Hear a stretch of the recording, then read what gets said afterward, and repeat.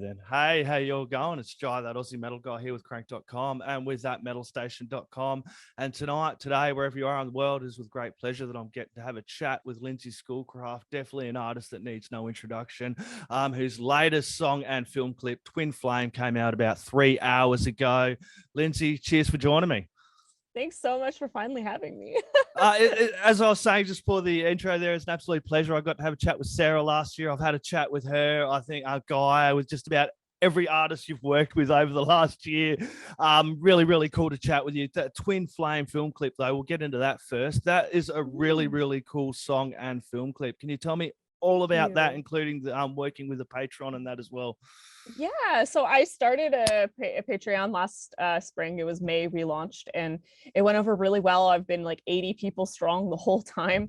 And I'm doing a lot of weirder, it's still like ethereal gothic music, but it's more of a tribute to like my love of trip hop and dark wave and neoclassical. So it's been really, really rad doing that. And Twin Flame was a song that wasn't actually on the schedule. Like I found a folder of old music. I'm like, I got to do this stuff. It's so weird. I just had a folder on my computer I kept dumping all the weird demos into. And it came about, and it was just like, it really wanted to be birthed into the world. So I was like, okay, guys, I know what the next song is. Like, here it is. It came very organically. And last year was a busy year for me. I was doing a ton of different songs with other people. I was like jumping on other people's music. So it was like really crazy and hectic. And then around the time it was released on Patreon, I got a hold of Chris from Phantasma Photography, and he's like, we got to do a music video together. And he's here in Canada. So it was only like a 2-hour flight to go work with him. And he just knew like my vision, and we were on the same page with the whole twin flame concept. It's like a spiritual experience. You find your soulmate essentially. So yeah, it's just been such a crazy journey since that started. Yeah, can you elaborate a little more on the concept of the twin flame there? Because I've read it all through the presser, but I'd like the listeners to get a little bit of an idea of what the concept was as well. Sure, it's a little woo-woo, but I mean, it is what it is. If you've experienced it, but essentially a twin flame is like the other half of your soul or your soulmate. And I have one, and my life changed when I met them. And you finally meet this person, whether you've had past lives together, if you believe that or not. And they just wake you up. Your life changes drastically when you meet them. You align more with who you are meant to be and your purpose. And it can be painful, and the growth is tough, but they essentially drive you to be a better person and go more towards what you were meant to do here on your earth walk, I guess is the best way to put it. It sounds super wooey, but anyways. So a lot of people have experienced it. Actually, people, because of using the twin flame hashtag, people who never heard my music have been on YouTube today being like, thanks for writing a song about this. It's like my experience too. Thanks for like talking about us, twin flames out there. And I'm like, oh, this is sick. So it was just something that had to happen. And it was like the right time. The music was there. The vibe was there. And I was like, yeah, I got to do this. Like, why not? It's a really dark song. It's beautiful and dark. And that's what I'm trying to do. So it is a great song, and yeah, it is, like as you said, it's a bit woo-woo, but everyone gets something out of it. I've even got something out of this because I've recently experienced this as well, going through, coming up on 40, and I've recently met someone who the connection for me has been absolutely unreal.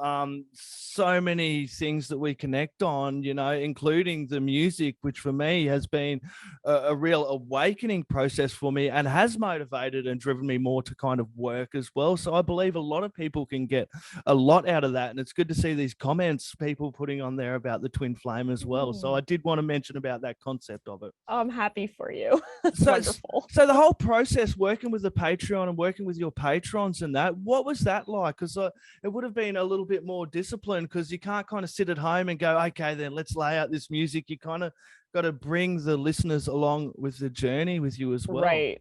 Yeah, it's like getting out of my head and documenting things where I can. And the deadlines, like doing a song every 3 months it was harder last year because I was jumping on so many people's songs and albums.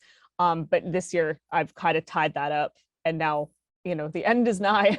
I'm almost clear to just work on my music. Yep. So it was a lot of discipline, a lot of deadlines, a lot of structure. I mean, I'm so lucky. I had an assistant before who was brilliant with video editing, and now my manager is brilliant all around and is doing my video editing. And if I didn't have someone there doing that, I don't think I would have jumped on Patreon, because it's just so much extra work where I should be having my own time to myself or writing music, or like there's other things I can be doing. So I've been very fortunate and lucky there. Sorry, you're my last interview of the day and I'm like burning out how the experience has been. Sorry. So yeah, it's been unreal. I mean, I love my community there. They're really funny, quirky people. I've gotten to know some of my fans who I've had for like a decade or 2 decades. Like, I've got to know them way better.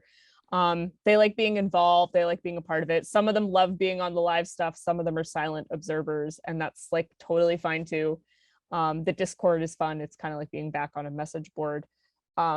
So yeah, I've loved it. I mean, I'm so grateful for them, and they've sped up the process of me doing new music, because I'd have to work another job or other jobs to generate the income to pay for this music, but they're contributing and they want it. And even though the music this time around is really weird and a little bit different, they can tell like that I really love making it, and you can see it in the reaction, and then they really like it. So I'm like, okay, something's going right here. Yeah, and with the Patreon, I love Patreon, and Patreon's how people want to support the bands. It's great for me, and even platforms like Bandcamp. Like, I know I harp on Spotify, like you said, you've seen some, but it doesn't kind of pay the bills for artists that work their ass off and work as hard as you do. It's great for me when fans can get along and jump into the Patrons and buy albums, because it means so much to the artist. Every artist I've spoken to, over 300 plus interviews I've spoken to, each artist has said the same thing. It means so much when someone goes along and buys some merch, buys some album. You can't mess with that feeling as well. That's exactly it. And it's like, yeah, Spotify does not pay at all.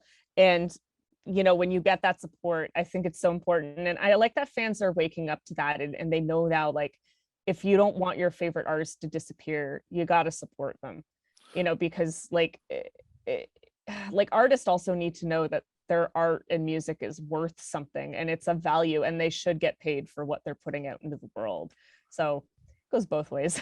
It definitely does. And you were mentioning that you were so busy last year, and I do want to talk about a couple of the projects you worked with, if that's all right. The first one I do want to mention, though, is the track you done with Sarah. That was an amazing track there, that Stolen Light, and for me, I was like really blown away when I heard that. Can you tell me a little bit about that one and working with Sarah as well? Because when I interviewed her, she had nothing but positive comments about you, and it kind of one of the reasons that inspired her to get back into music as well.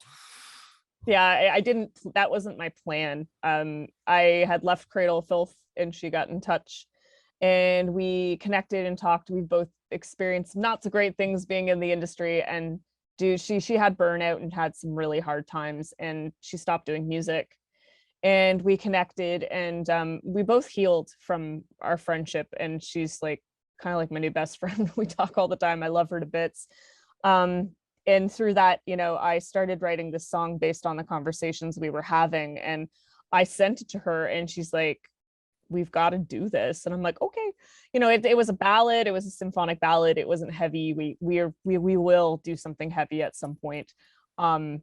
So yeah, it was just like so incredible to work with her. She's so damn talented, and with everything I've been hearing her doing lately with Torn Between Two Worlds, which is her new project, so glad she's doing music again. She's really pushing me to be a better singer and to just accept my voice for what it is and not try to make it anything that it shouldn't be. So I'm just so grateful for her. She's such a icon, a legend. Like, I remember listening to her in high school. It's just so weird. Yeah, that was really cool. When I interviewed her, we were talking about Cradle, and she mentioned when she first heard him, she got the demo, and she said she just about threw the tape in the bin. She's like, what the fuck is this shit? But it's great for me to hear you girls, like the amazing voices you have. Yeah, I love the heavy, but it's also great to hear tracks like Twin Flame and hearing the voices just rise above it all. And with the both used together on that Stolen Light, that was a great track. If people haven't heard it, they need to go check that one out as well. And another great Canadian artist, like Guy, I noticed you work with a lot of Canadian artists lately. Not Sarah's British, of course, but Gaia, you worked with her. That was a great track that I Didn't Yeah. Break. It also ended up on the compilation, I believe, for the C Yes. Squared. Yeah. Yeah, she's one of those artists who doesn't realize how good she is. Like she's doing all the electronics for my Patreon songs right now. But also she's kind of jumping in on some of my heavy songs if they require beats or synth in certain sections, which I just love. And it's really interesting. We bonded like 12 years ago, and I believe that, you know, so many people are about competition, and at the time, like 12 years ago, yeah, like in Canada, goth girls singing, playing harp, doing dark music. Maybe she was my competition, but I don't believe in that. I believe in community. So I reached out and we just became like the closest of friends, and she's like a sister to me. I would fight a bitch for her. Like I love her so much, but she really inspires me. Like she, you know, I've been overviewing tracks on her new album. She'll send me stuff to listen to, and I'm just like, you're like Depeche Mode good. Like you don't know how good you are. And it's just really cool to see her journey and watch her grow. But working with her is great. Like we get stuff done so quickly, and we know when to call it a day. Like we're not the overthinkers, over adders when it comes to producing our music. Thank God. Oh God, I've worked with other artists like, no, I need more. And I'm like, I don't know what's going on anymore, guys, but no, she's just like so cool to work with. So yeah, I'm excited for her next album whenever that comes about. Yeah, you are really giving of yourself as well with all these different artists and, you know, compilations and guest appearances and things like that. How important is it for you to give back to your community? As you're saying, it's a community, there's no competition, but it must be quite important for you to actually do all this as well. Well, I've seen the other side of it. Like I've seen what it's like to be like, we're in competition with them and don't talk to them. And like really, It's not like it's that, just, yeah. it's so dumb. It's like Yeah. so childish. And it's just like, why not? Like, Yeah. why not mash up genres? Why not do collaborations? Why not sing duets and have guest features? Like, I think that's what makes the metal world better. You know, especially when the voices are complete opposites, or the styles are complete opposites. I'm a fan of any artist when they do like some weird side project or like a new collab. It's like I'm like the new Halsey album with Trent Reznor and Atticus. Like I'm like, yo, what the fuck? Like it's so exciting. But I grew up with Nine Inch Nails, right? So it's like, of course I'm gonna love that. But yeah, I think community is important. I think we need to support one another, because the complete opposite, which is this childish behavior, is just so incredibly destructive. And it's like you're wasting all that time making things worse when you could actually be like building each other up, inspiring one another, and making great things. I'm all about creating. I'm not about, you know, deconstructing. So I love the community out here in Canada. Like we all know each other. We really do. And all the women in metal, we are all homies. And that's, it's brilliant. Like I couldn't ask for more. That's why I love this genre. You know, I see other genres that are like, everyone's so catty and mean, and I'm like, nah, metal, we cool. Like it doesn't matter if you do folk or gothic or black or heavy or death. Like we're all friends. Yeah, and the core metal community gets that. For me, I can play like one extreme to the most chilled out jazz, whatever, you know. For me, I don't get caught in this metal elitism, and you know, the 1% that do it, I think need to kind of move on or just shut the fuck up, because they're just crotchety and have no friends. I know they didn't evolve past the whole high school mentality. Yeah. Can you tell me a little bit about the working with her Knox there on the Where Shadows Fade album? That was a really, really cool album, and one that kind of stuck with me for a little while, eh? Right. So I love Herr Knox. He is we've known each other since like 07. Like we go way back, MySpace days. And he's a lot like Gaia. Like he doesn't know how good he is. He's so good. And I love that he's following his true authentic like artistic form. I'm so proud of him. And I know it was kind of scary for him with the last release, but he's just doing such an incredible job. And you know, I owed him a favor. He's done so much graphic design work for me. And I'm like, dude, he's like, please come sing opera. I'm like, for you, anything. You know, he's like, please come do these tracks. So yeah, I love working with him. I love him to bits. And I'm always excited to hear what he's doing next, because I know it's just going to be like, whoa. Oh, I love that album. For me, Yeah. like you said, hearing something new and where an artist hasn't, I don't know, I don't want to put words into, but kind of following someone else's track as well. But when I put that album from her, I was like, this is so different, but so bloody cool. And I played it Yes. through a few times, and with Jorgen on there, it was just his voice. He's got an unreal voice as well. And it just complemented with both of yous in there as well. Cheers. Yeah, when I heard his, because I've always known he was in a band called Dadeline Complex from Quebec City, and Yeah. I've always known his guttural vocals. Yeah. But then when I heard him sing, like when he first sent me a track a year or two before the album came out of him singing, I was like, is that you? I'm like, you're so good. Like, why haven't I heard this before? He was so nervous, and I'm like, no, you're bloody brilliant. Like, keep going. So yeah, yeah. it was a really, really great album. Another one I want to chat about, and I only just recently done, is Tom McKay. You appeared on that single, the Benighted one, which recently come out as well. Yeah, I love Tom. We actually just had an interview earlier today. He's hilarious. Yeah, he was like kind of my last session gig that I was taking on, because I've started being like, okay, guys, I need to stop doing guest features. I need to finish my stuff in Cold Bound and Antiqua. Like, I'm still got a lot of stuff going on. Yeah. But that was really fun. It was really easy. I actually banged that out in like 2 hours from home. I started doing my own vocal engineering from home, which has been very liberating.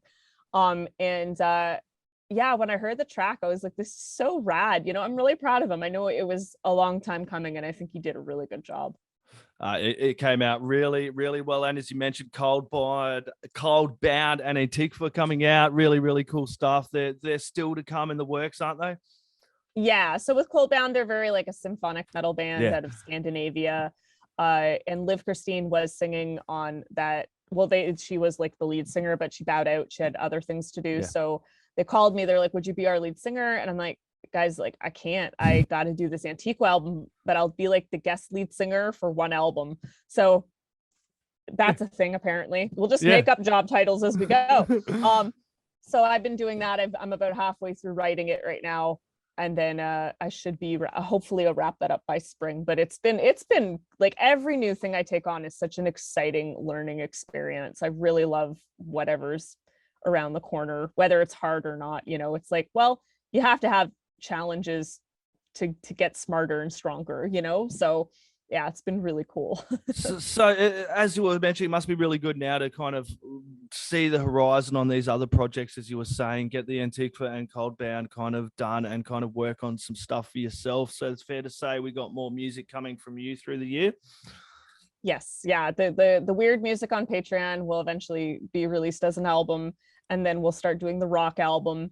But there's more singles. Like, there's going to be a single in March. I'm not going to say too much, but a current member of Evanescence is on it. A member of Helveti's on it. So that's coming out. I'm really excited for that. It's a heavy song. And there should be another heavy song out before the end of the year. So there's always going to be music from me. I'm always going to be cranking out the tunes. But last year, being on so many other projects and other people's songs and albums, and whether I'm playing keys or harp or singing, it's a lot of time and energy. And it's like, I think it's time I focus more on my own stuff, because I don't even enjoy being in my head. Like, the songs are on loop. They want to get out. So I'm like, for my own sanity, I gotta start getting these songs out. Yeah. So with all that going on, what keeps you motivated and inspired as a musician to be able to keep doing all these projects and to keep as busy as you can? Because some days it would be easy just to go, I just don't want to do anything today. How do you? I do that. Yeah, it's about, I've had burnout. Like, I came out of Cradle of Filth with burnout. It was awful, and it's because I wasn't taking any time off. And now I've learned to like have days, like Sundays I have to myself. I just chill out. I stay in bed. I play video games. I read a book. I cuddle my cat. Like, you need to recharge your batteries. You can't run on fumes forever. It's just not, it eventually affects your health and your mental health, and it's just not good. So yeah, I mean, I notice when I take weekends off and then I come back to work on Monday, I like treat it like work. I love my job. Mondays don't suck over here. I am really motivated and inspired, and especially with last year, really learning so much about music production and being a producer. I know little tricks and ways to finagle my way out of things that are kind of a problem at the moment, but I just have life is short, and it's all about like what do you got to give and share. And I have so much music inside of me, and I don't, if I died tomorrow, my biggest regret would be all the music I didn't write. And I don't want to get to the end of my life and like that be my gravestone. Like I want to do it. Yeah, well, so far you've left an amazing body of work, and I look forward to what is to come. Lindsay, this has been an absolute pleasure. I'm going to let you get about the rest of your evening. Thank you so much for joining me for a chat. Hope to have a chat through the year as well. Do you have any last words, shout outs, and thank yous you'd like to add in there? By the way, I will put in the links for the Patreon. Everyone get along and support that as well. Thank you. I just want to say thank you so much for having this, talking with me today for this interview. I want to thank my patrons and all the fans who care about what I'm doing still. I mean, I'm so grateful for you, and I'm happy that I can continue to share music with you and my journey, even though it's been really strange during the pandemic. I'm not really doing crazy wild things all over the world anymore, but y'all are sticking around, which is really rad. Thank yous, mainly I just want to thank my band Antiqua for being so patient with me. They're wonderful, and I can't wait to do that album with them. So in due time. Awesome. I'll put in links for all the music as well, so people can head over and support everything you got going on. Lindsay, thank you very, very much. I really appreciated this. You have a lovely evening. Talk soon, friend. Have a great day. Thank you. Cheers, mate.